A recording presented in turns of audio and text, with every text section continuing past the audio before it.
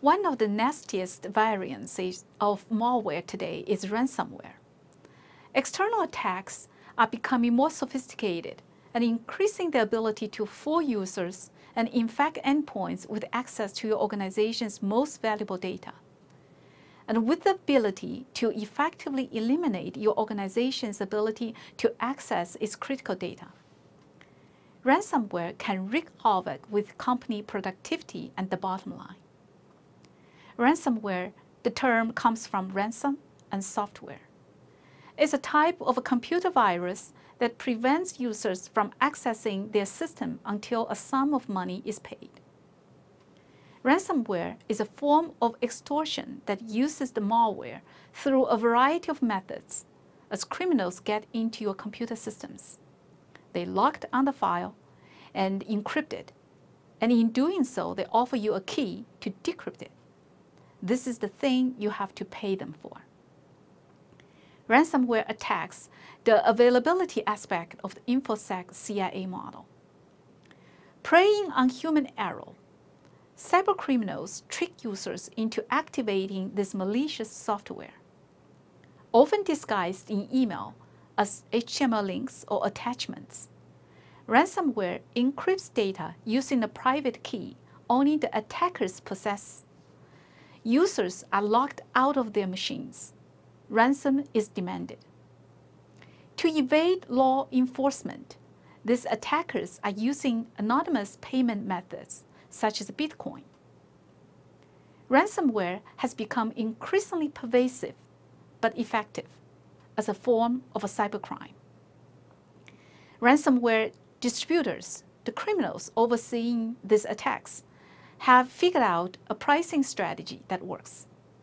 The average demand for consumers and small business owners is between $300 and $500.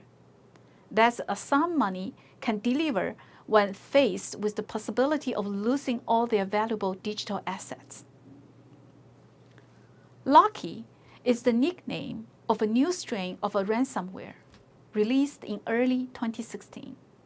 So-called because it renames all your important files on your system so that they have the extension .locky. Of course, it doesn't just rename your files. It scrams them first. Locky scrambles all files that match a long list of extensions, including videos, images, source code, and Office files. Not only this, it also scrambles any files in any directory on any mounted drive that it can access, including removable drives that are plugged in at the time, or network shares that are accessible, including servers and other people's computers, whether they are running Windows, OS X, or Linux. Therefore, if you are logged in as a domain administrator and you get hit by ransomware, you could do very widespread damage indeed. As you probably know, that only the attackers have the decryption key, and you can buy the decryption key from the attackers via the so-called dark web, using Bitcoin, BTC in short. Currently, one BTC is worth about $2,500. The most common way that Locky arrives is as follows. The propagation method used to spread the Locky ransomware rely on spammy emails. You receive an email containing an attachment document. The attachment document looks like official documents. The document advises you to enable macros if the data encoding is incorrect. If you enable the macros, you don't actually correct the text encoding. Instead, you run code inside the document that saves a file to disk and runs it. The saved file serves as a downloader, which fetches the final malware payload from the attackers. The final payload could be anything, but in this case, is usually the Locky ransomware. Several months later, after first Locky release, a new Locky campaign appears. This time, it comes with hard-coded JavaScript, which presents more advanced features, such as anti-analysis techniques and a runtime JavaScript deobfuscation with an argument needed to decode the payload. In the spam email, the attacker asks to open the attached document saying it is a Word document, but the attachment is a zip archive containing a JavaScript encoded file. The JavaScript file is used to download from a compromised domain the main payload of the ransomware. It represents more layers of obfuscation here using WScript. The first layer is a declared variable containing a string value of a JavaScript code to be executed that will be built, joined together, and reversed. The second layer uses a lot of variables and function definitions to make the analysis harder. After bypassing the second layer, it would represent more readable code, and it's easy to quickly spot the domains used to download locky ransomware payloads. After the file has been saved to disk, a decoding function is executed to decrypt the file before running it. The task is carried on through a WScript command. By obfuscating the transfer of the sample over the network, the malware hopes to bypass network appliance intelligently, enough to parse file types with static file headers out of network sessions for inspection. The locky binary, the system call pattern, can let us distinguish a general malware from a ransomware, including the following. It deletes shadow copies. One common behavior of ransomware is to delete the shadow copies, avoiding the victim to restore the encrypted files. The second step is to track the system call pattern for the drive enumerations. Because locky ransom doesn't encrypt only the file on the local drive of the operating system, but it also encrypts the files on all devices linked to the machine with write privilege, including the network share. Then it calls file enumeration function on that drive to enumerate all files to pass an encryption routine. This is a recursive function that is done through a loop on all the files of the root directory of the drive.